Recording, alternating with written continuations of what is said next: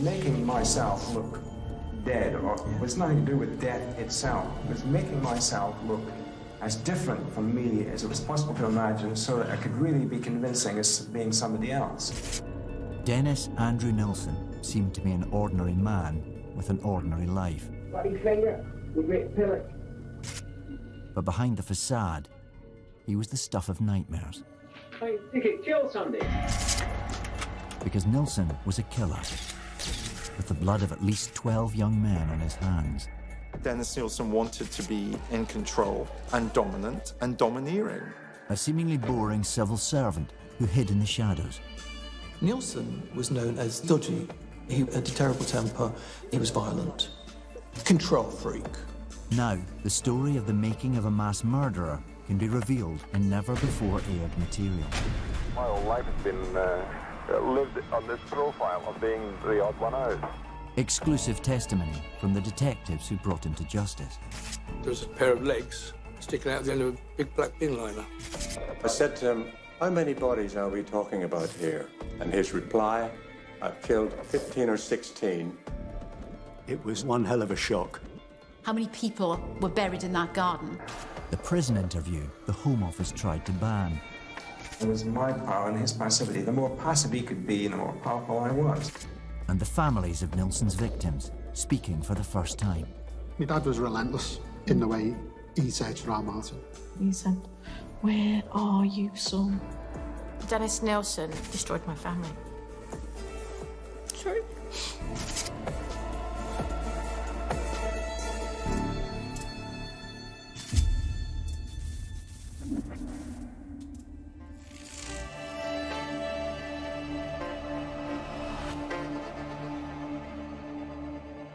You hold the body out onto the floorboards, put it on the sheet, and then cut it out.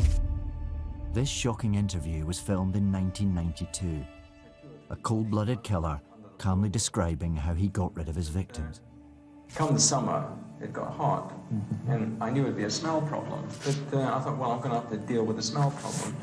And I thought, what would cause the smell more than anything else? And I came to the conclusion it was the innards. This footage hasn't been seen on British television for over 20 years. On a weekend, I would sort of pull out the floorboards, and I found it totally unpleasant, and I'd get blinding drunk, so I could face it, and start dissection on the kitchen floor. So I'd go out and be sick outside in the gardens.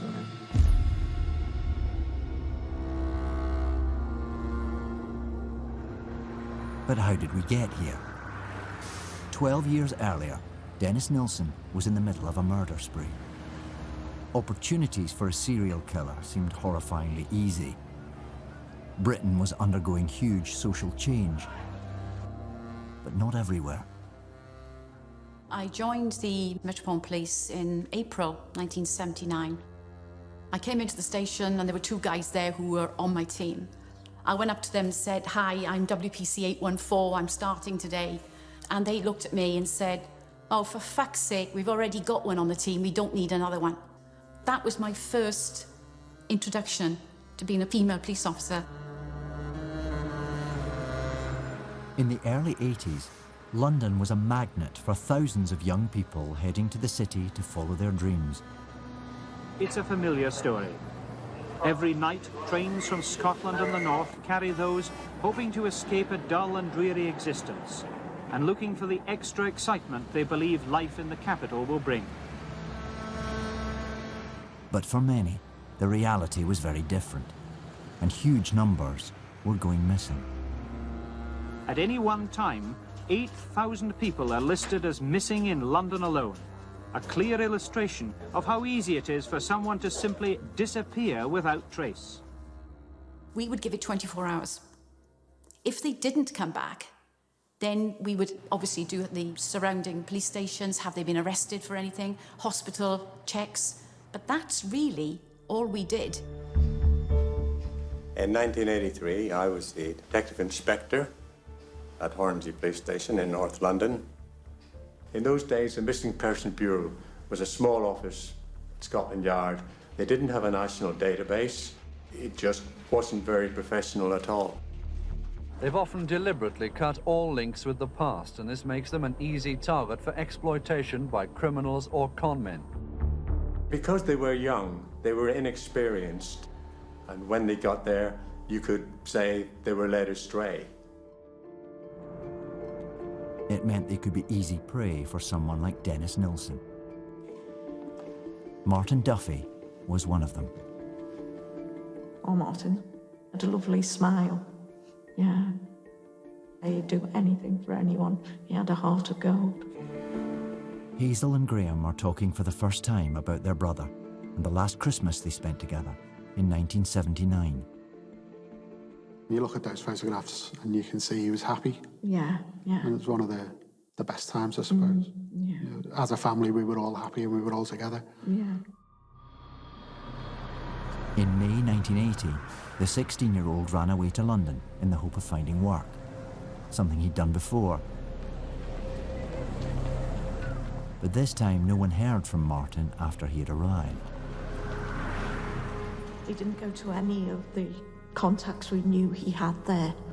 He just disappeared off the face of the earth. Martin's disappearance was reported to the police. His name was simply added to the list of thousands who were missing in London. My dad was relentless in the way he searched for our Martin. And there was a photograph of Martin by his bed, and he just looked at it and he said, "Where are you, son?" It was obvious that something bad had happened.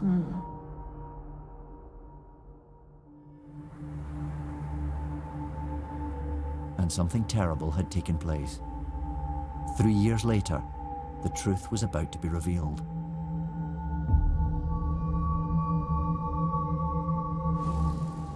Hornsey Police Station, North London.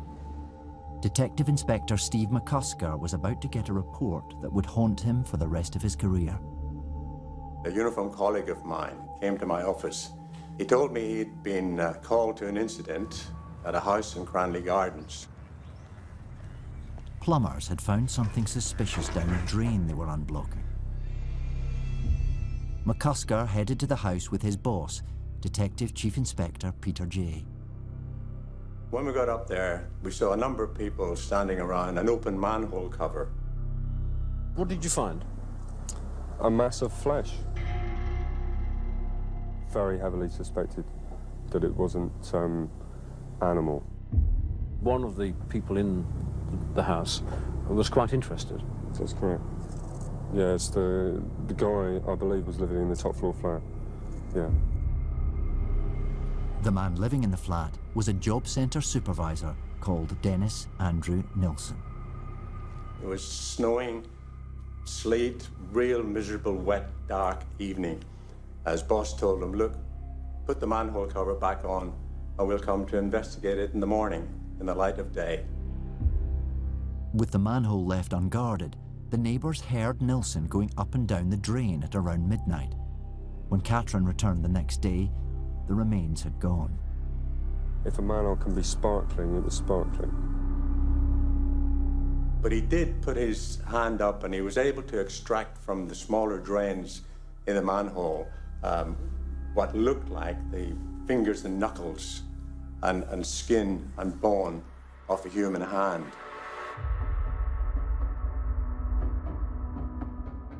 We got a phone call from the mortuary telling us that indeed the bones were actually from a human being. The main suspect was a guy called Dennis Nilsen. Sometimes he goes by the name of Des. Des was due home from work at around 5:30. Detectives Peter J., Steve McCusker and Jeff Butler were waiting for him. He arrived and he was dressed in a trench coat, wearing glasses, carrying a briefcase. We did say we were police officers from Hornsey Police Station. Nilsen expressed some surprise at this. He said, "Since when did police officers get interested in looking at people's drains?" We said, "Let's go up to your flat and we'll tell you all about it." He opened his door with a key. It was a grubby flat. There was a grubbiness to it, and of course the smell was absolutely awful. It was the smell of death. Peter said to him, "Stop messing us about, where's the body?" He looked shocked. It suddenly dawned on him that the game was up. And he simply said, "It's in there." He pointed to a wardrobe to my left. So I opened the wardrobe and I saw 2 black bin liner sacks full to the brim with the remains of human bodies. Peter J. then told Nilsen he was arresting him on suspicion of murder and cautioned him. The detectives put Nilsen in the back of their car to take him to the police station. What he told Steve McCusker next would be a defining moment in the case.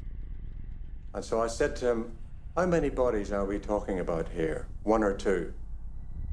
And his reply, which shocked us, "I've killed 15 or 16. There are 3 back here, and the rest I killed in a flat I used to live in."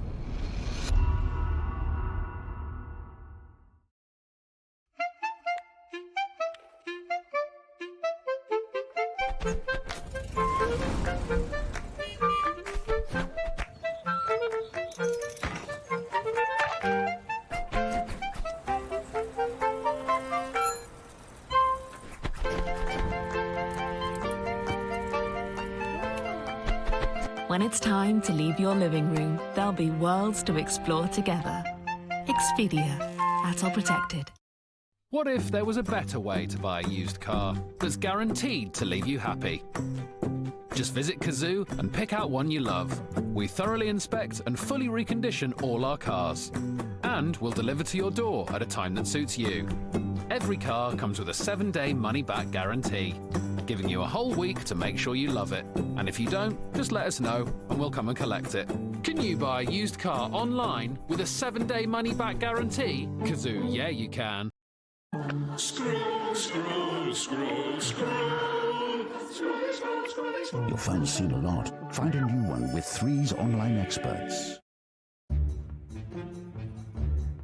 You get fit. You switch. U-Switch customers have their energy usage saved, so you can switch in as little as 1 click. What you do while you switch, well, it's up to you. Visit uswitch.com now to switch energy in as little as 1 click. Disney Plus brings you more with Star. So much more. Star is a whole new world of entertainment. That means even more TV series. No. Yes. More movies. Got it! No, I don't. And more brand new originals. Brace for impact. Introducing Star. Available to stream on Disney Plus.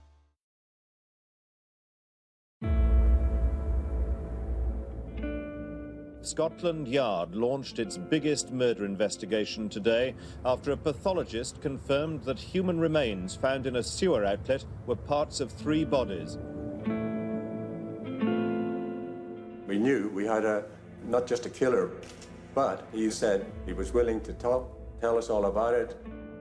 We thought, well, we're going to have a murder investigation, or we just get on with it.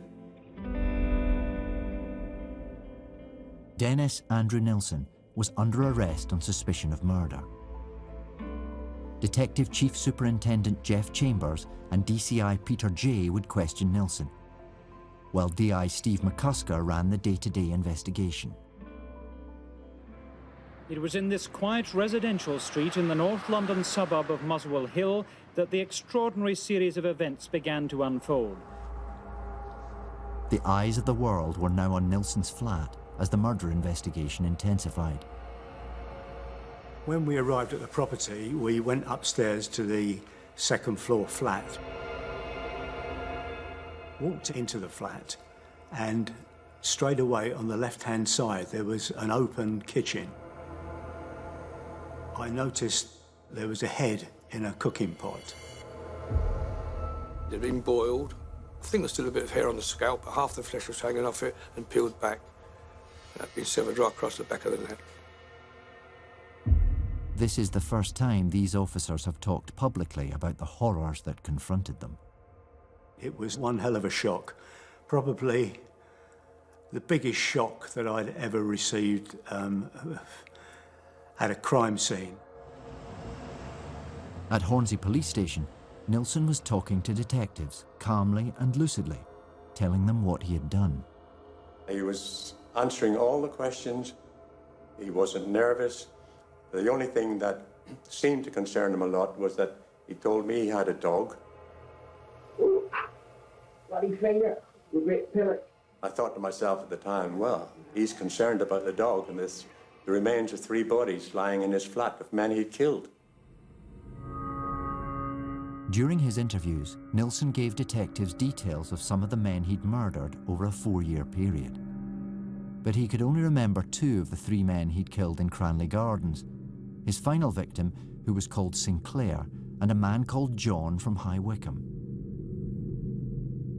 He was also telling investigators where they should look for more remains. In the bathroom, there was an upturned drawer, which had been used as a shelf. We turned that over. We almost held each other's hands as we did it. Underneath there was a pair of legs sticking out at the end of a big black bin liner. Bin bags containing body parts were removed from the wardrobe. So was a wooden box holding limbs and a torso. Investigators also found 4 carrier bags filled with internal organs. It was unbelievable what we were seeing. This was the work of a man clearly deranged and not in his right mind.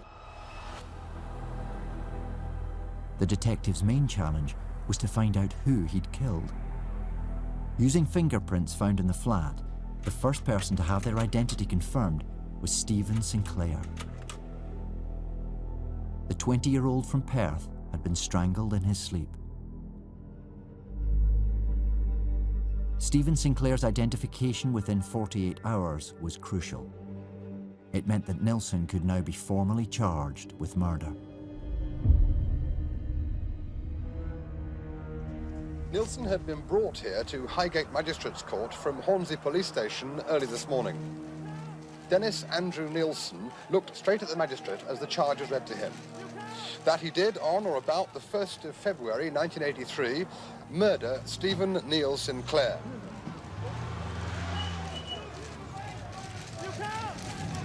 A picture of who Dennis Nilsen really was began to emerge. In the early 1980s, London's gay scene was thriving. But there were also predators looking to exploit the vulnerable. And Nilsen was one of them. What are you doing switching the bloody thing on and off for? You never make a cameraman, you know. He was recognisable as, you know, a guy on the gay scene, and he was recognisable as gay and kind of old school. I can't understand you. I ask you to fucking start filming from the feet slowly up to the head. And you go sit, pan. Bloody hell, don't you ever watch movies? You must see thousands of movies. You must know what it's like. Nilsen was known to be violent towards young male sex workers, and he was always on the hunt for new victims, people who didn't know his reputation. Nilsen was known as TTM, the taxi man. He was known to chat up people, the suggestion of money, the suggestion of a taxi, do you want to come home and stay the night with me? It was that kind of thing. The word was out that he was dodgy, that he had a terrible temper, that he was violent. He once said to me, lead and they follow so easily. Tragically, many did. After Stephen Sinclair was identified, the investigation's attention moved to Nilsen's previous home in Melrose Avenue, 5 miles from Cranley Gardens. It was a ground-floor flat with a back garden. Search teams equipped with spades, sieves and rakes arrived to turn over the garden of Nilsen's first home in Melrose Avenue. Nilsen told the police he kept up to 3 bodies at a time under the floorboards at Melrose Avenue.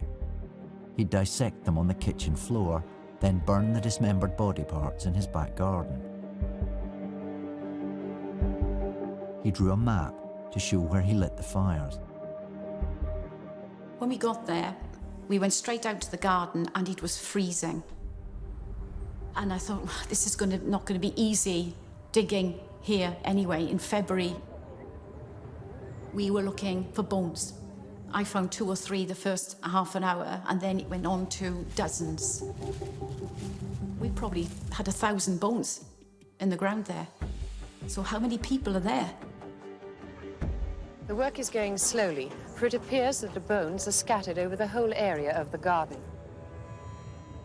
I found a latchkey. I found a torn, charred piece of a postcard with an Australian stamp on it.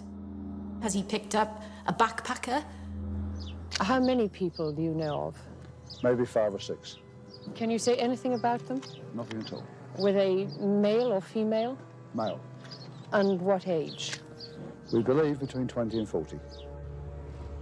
Nilsen had moved into the ground floor flat with his then boyfriend, 20-year-old David Gallahan, in November 1975. God almighty, let's have a little smile then. Come on, have a little smile. Little smile, come on. Like that. Come on, ducky, little smile. Nilsen filmed this remarkable home footage of David in the garden. When we came here, this back garden was like a bloody rubbish heap with tons of old cookers and tyres and debris and plaster and wood and God knows what else. This was the garden where Nilsen would later burn the remains of some of the men he admitted killing. In May 1977, Nilsen's relationship with David came to a bitter end. You've been biting my cardigan again. It was the moment everything seemed to change. A year later, he killed for the first time.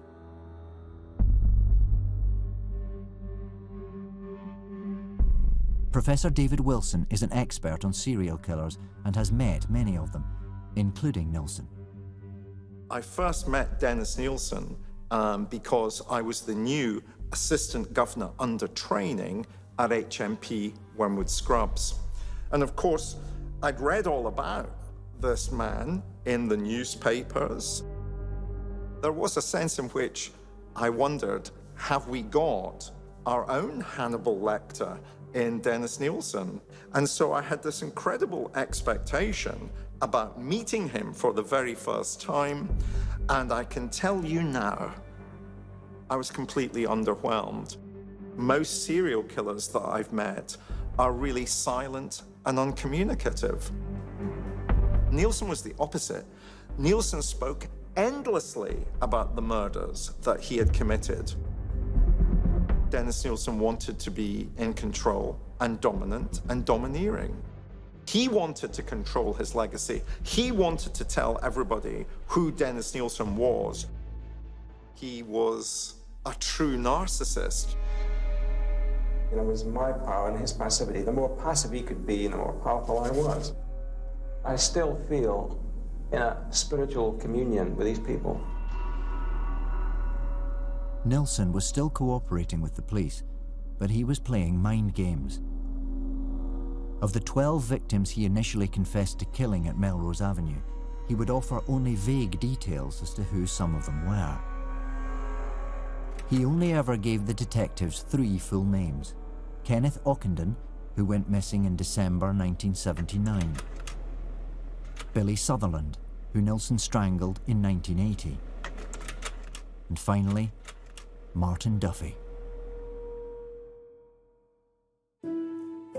The door went and you came and you said it's the police. And that's when they said about Nilsen, and there was a possibility that Martin was one of the victims. Nilsen had befriended the 16-year-old the day he arrived in London. Detectives hoped the Duffys could identify items found at his flat. It wasn't easy telling them the truth about their son. He'd been a victim of a man who at that time was headline news around the world. Nilsen had taken a left luggage ticket from our Martin after he'd killed him and went back to Euston to pick up the property. Nilsen was using Martin's briefcase to take his sandwich and his newspaper into the office. That's right, Nilsen also used Martin's treasured chef's knives. They had been a gift from his father. Horrifically, he used the knives as well to put the victims Of course, up. yeah. Martin's knives. That was a shock.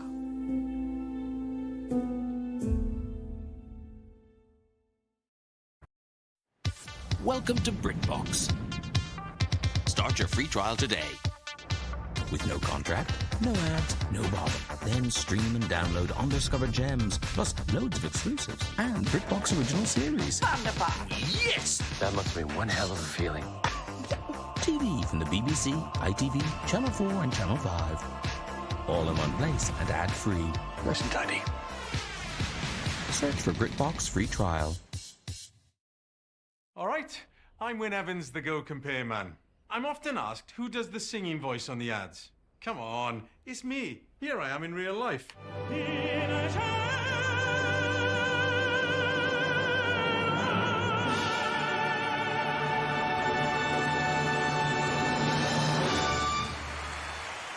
So, where would a mere tenner get £250 free excess cover on his car insurance? Go Compare! Kerastase Blonde Absolute. Ultraviolet care for blonde hair. Formulated with hyaluronic acid. Dare to shine. Stronger hair. Dare to be true. Instant anti-brassiness. Dare to be young. Dare to be wild. Blonde Absolute. You dare, we care. Kerastase. Owning a business means owning a lot of uncertainty. But unknowns can bring opportunity too. At Square, we can help you set up an online store with pickup, delivery, all shipping, and contactless ways to take payments too. You get your money the next business day, and there's no long-term commitments to tie you down. Everything you need is in one place, so you're ready for whatever's next. See everything we can do at square.com/UK. Can your food processor do meat-free, dairy-free, and stress-free? Kenwood can.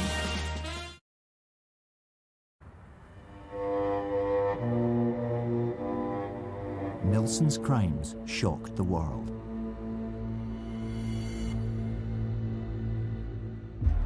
He'd confessed to killing 15 young men, but what turned a Mr. Ordinary into a serial killer?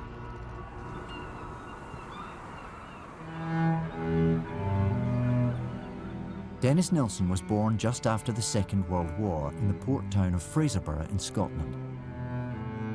His parents, Betty and Olaf, divorced in 1949, and he became close to his grandfather. He told author Brian Masters that the death of his grandfather when he was just 5 years old had a profound effect on him. His mother said to him, "Do you want to see your granddad?" "Oh, yes." And he went into the dining room, and there on the dining table was a box. And inside the box was his grandfather. Nobody told him anything. Nobody explained it to him. But I was convinced, and I put this to him, that his idea of love and his idea of death fused at that moment. And thereafter, he always wanted either to be dead himself, and he would pretend to be dead, or eventually he got round to killing people instead. Making myself look dead was nothing to do with death itself. It was making myself look as different from me as it was possible to imagine, so that I could really be convincing as being somebody else. In 1985, Brian Masters published his best-selling book, Killing for Company, the result of hours of conversations with Nilsen himself. He wanted company, and he wanted especially to have company which didn't interrupt. So eventually he fell back on this fantasy of his grandfather and the dead. And he would make somebody dead in order to be able to talk to them. This was the nearest he ever got to friendship. And I think it's tragic from the point of view of the people he encountered, obviously, but it's also pretty grim for him. It's something I just can't understand this. I've tried and I've thought about it and thought about it. He just must be sick or something. Because it's not the Dennis I knew that's doing this, somehow or other. By the age of 15, he was determined to get away from his family. In June 1961, he enlisted in the British Army Catering Corps and was posted to Aldershot. Dennis Nilsen was in the same squad as me, V squad. He was weird, I say weird, but for the fact he got a strange sense of humour. He was very argumentative. It was there, as an apprentice army chef, that Nilsen learned how to butcher meat. Kitchen work was to get you ready for working in the main kitchens. You learned how to cut up sides of beef, carcasses of lamb, sides of pork, and so forth. He was very meticulous, actually. He was a good chef. I just find it amazing that somebody could actually commit the crimes he did. After 11 years in the army and only reaching the rank of corporal, Nilsen decided he'd had enough. He moved to London and eventually joined the Met as a trainee police officer. A revelation that initially shocked detectives. They were investigating one of their own. During the interviews, it came out that he had been a police officer. Now, when I found out that he hadn't made his 2-year probation, I wasn't too concerned, and I thought that if Nilsen said he'd resigned, I would have thought it's more likely that he was gently ushered out the door. He'd lasted just 12 months, leaving, he claimed, because of homophobia. He joined the civil service as a junior officer at a job centre. Then the murders began. Nilsen was preying on the vulnerable, young men he thought would not be missed, sometimes runaways and sex workers. But one of his victims was different, a mistake that could have ended his killing spree 3 years earlier. On the 3rd of December 1979, Kenneth Ockenden left his hotel at between 9 and 10 in the morning. It was the last time he was positively seen alive. Kenneth Ockenden was a 23-year-old tourist from Canada who'd been due to fly home when he met Nilsen in a pub. They went sightseeing around the capital. Then Kenneth disappeared. It became an international incident, with the Canadian Prime Minister calling Margaret Thatcher, piling on political pressure for the inquiry to be ramped up. Police said there was a strong possibility that Kenneth Ockenden had been murdered. But he did make one last phone call. It was to his uncle in Surrey. The call came from a public call box. There was music in the background. The police couldn't find him, and the truth only came to light when Nilsen was finally caught 3 years later. He'd taken Kenneth back to his flat in Melrose Avenue, then strangled him.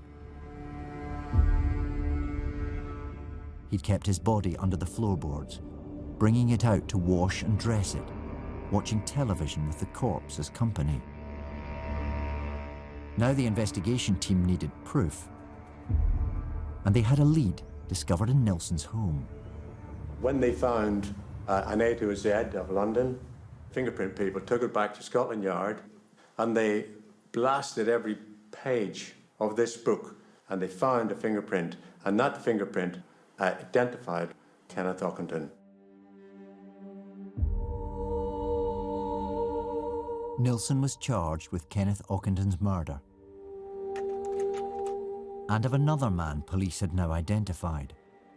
Malcolm Barlow was suffering from a fit when Nilsen found him and helped him get to hospital. When the 24-year-old returned to say thank you, Nilsen invited him into his flat and strangled him. He kept Malcolm's body under his kitchen sink before burning it in the back garden.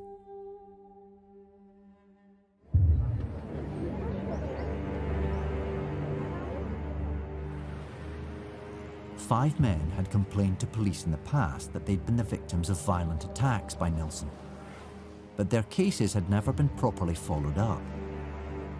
Now, the murder investigation team needed to track them down.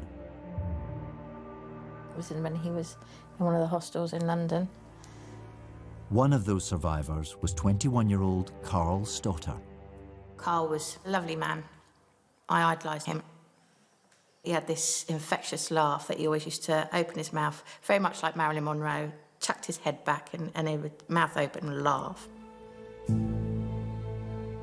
Julie has never spoken publicly about what happened to her brother.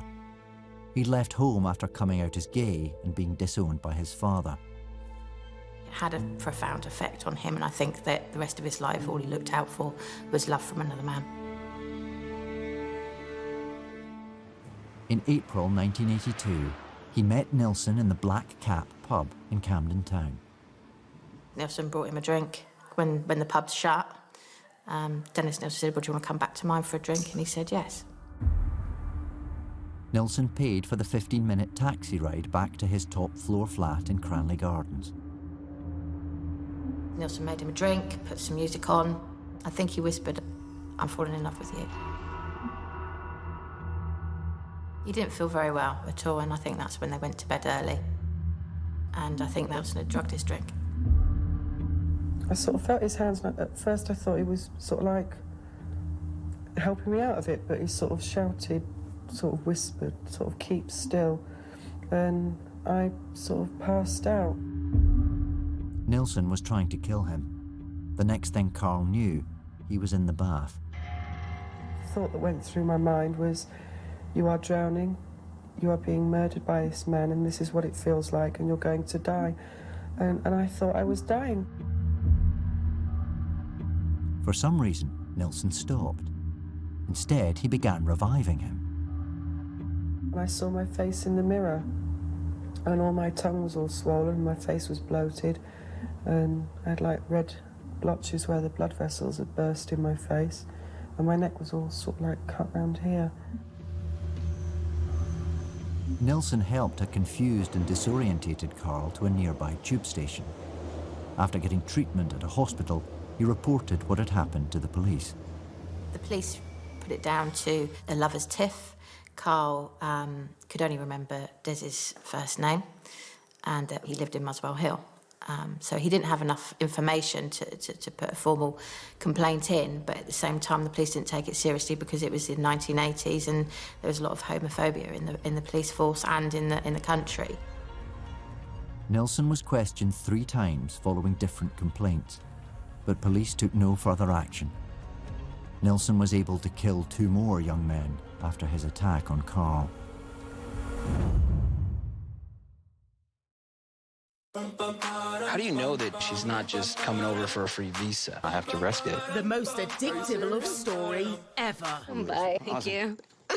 You can do that. Oh my God! Every episode of every series, plus brand new shows, now all in one place. The ultimate collection of 90 Day Fiancé on Discovery Plus. $4.99 per month or $49.99 a year. Now available on Amazon Fire TV and Samsung TV. I was trying so many times, so many different companies, so many different roles. And there's always that nagging question in your mind. Will I ever work again? I just couldn't find a job, but then someone suggested Indeed. I was at home when I got the job offer. I was so excited. I was like, ah, I actually got the job. Indeed helped me get my career off the ground, you know. Not just the job, but what I want to do forever.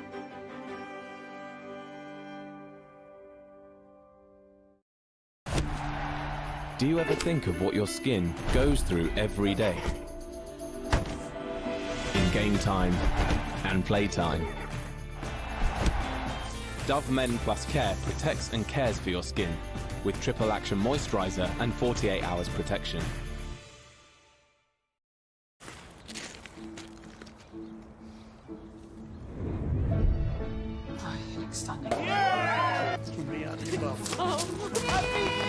Mum! It's moving in day! Invest with Hargreaves Lansdown today, and you'll thank yourself later. Thank you.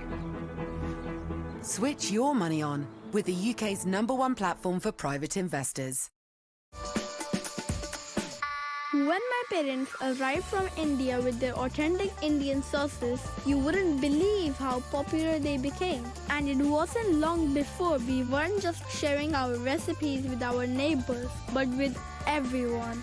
Patak starts a new family tradition.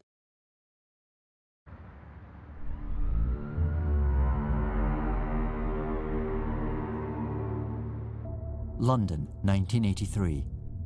Murder detectives are trying to identify the victims of serial killer Dennis Andrew Nilsen.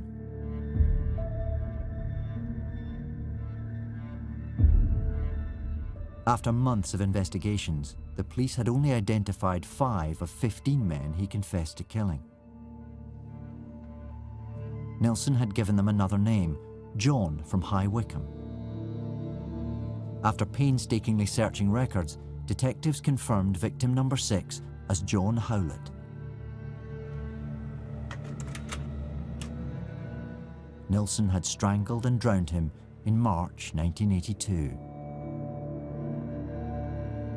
The team at Melrose Avenue had also uncovered more objects, including 3 dental plates. Exhibits officer Brian Lodge thought that they could give them more names. I took them to some North London dental laboratories and asked if they could say who they were made by or who they were for, etc., etc. But from what I learned, they were all made in Germany. Now, I suggested to the inquiry that perhaps inquiry should be made in Germany. But by then, the investigation's overtime bill was rumoured to be over £1 million. Brian's request was denied. That suggestion was never allowed, never followed up, which I thought was rather a shame, because perhaps there are probably many, many families around the country now who are wondering still, was their son, was their brother, their uncle, their dad a victim of this man? Something we'll never know, something they'll never know. Nilsen's 14th victim, and the last to be identified at Cranley Gardens, was Graham Allen from Glasgow. He was 28 and had a child. Police had found a jawbone and matched it to Graham's dental records. But because it happened only days before Nilsen's trial, the murder was never added to the indictment. The Nilsen murder trial at the Old Bailey has entered its closing stages. Dennis Nilsen is charged with 6 murders and 2 attempted murders. Nilsen entered a not guilty plea on the grounds of diminished responsibility. The court heard evidence from 3 psychologists about his mental state, and the prosecution argued he was in his right mind when he killed. The jury agreed. At the Old Bailey, Dennis Nilsen has been found guilty of 6 murders and 2 attempted murders. He's been jailed for life with a recommendation that he should serve a minimum of 25 years.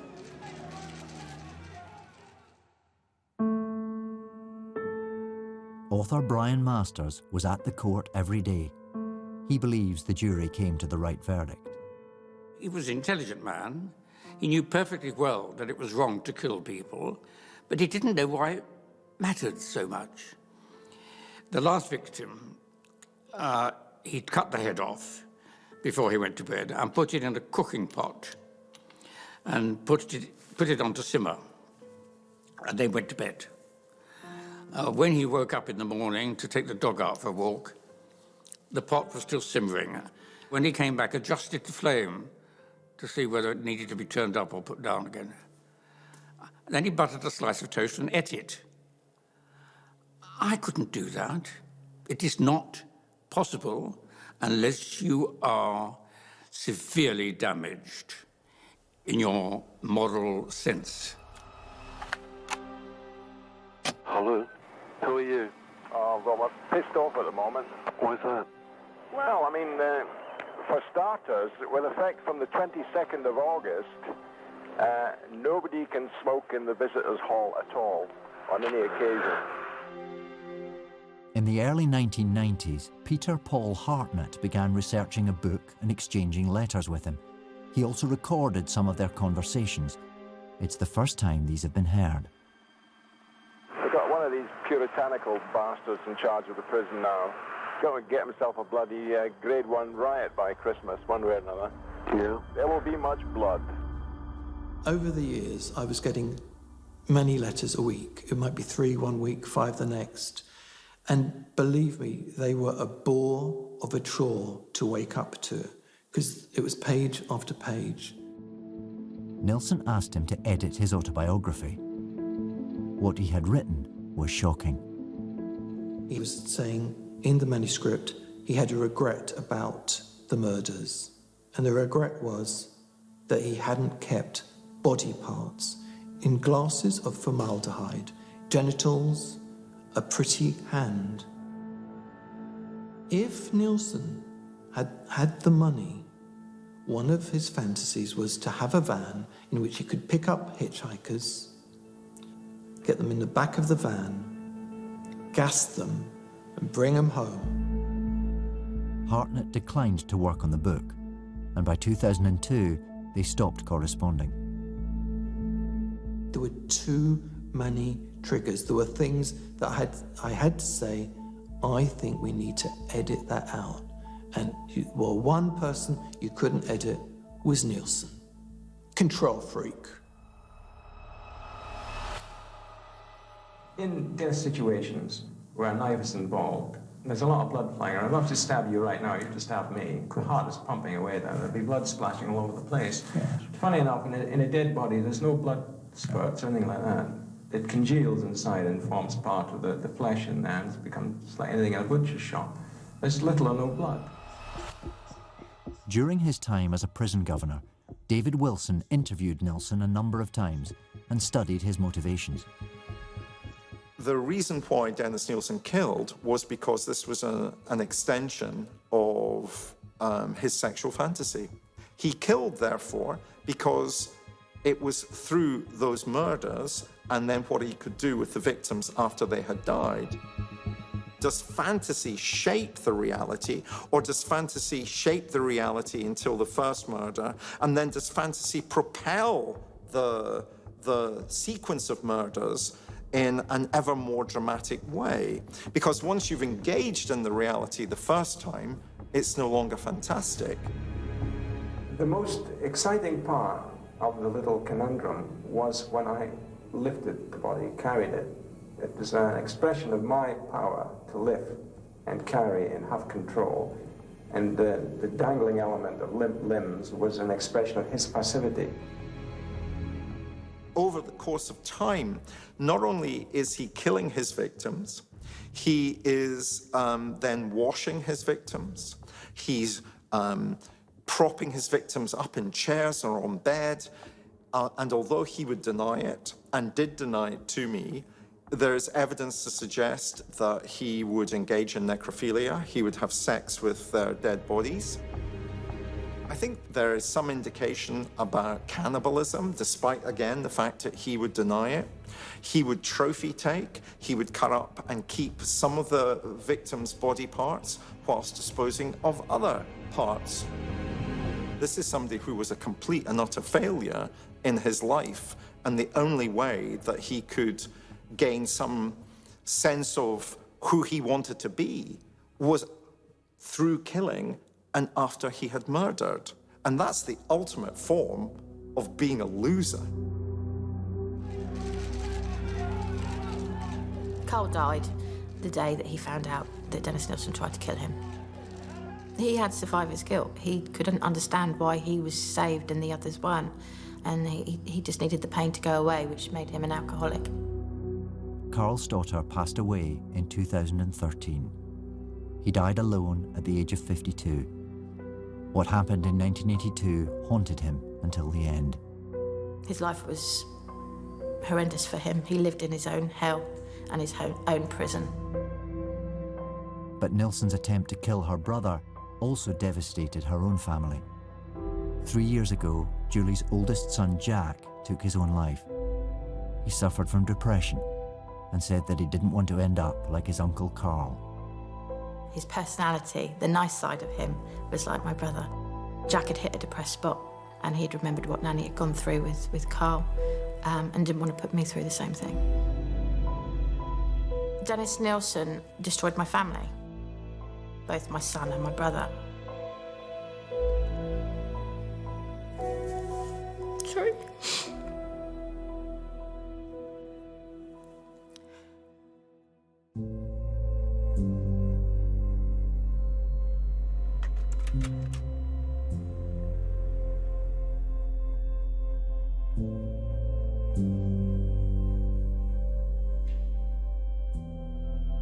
Only 8 of Nilsen's victims were ever identified.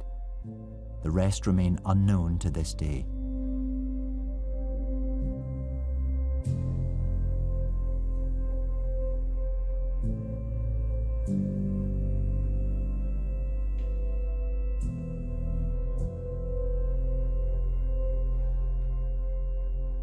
Events like this can blow families apart, but for us it definitely pulled us closer together.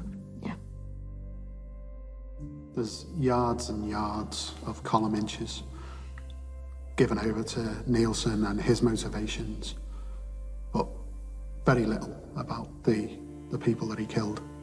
And those people were far more important than Nilsen will ever be. The victims are all like just an afterthought, I suppose. And because of the way Martin certainly, and most of the others were portrayed in the press, it's very unjust. Describing all of his victims as gay, homeless drifters was purely just a catch-all term to sort of pigeonhole people into being of less value. Nothing could be further from the truth. Mm-hmm. Martin was part of our family. He was loved. And we miss him.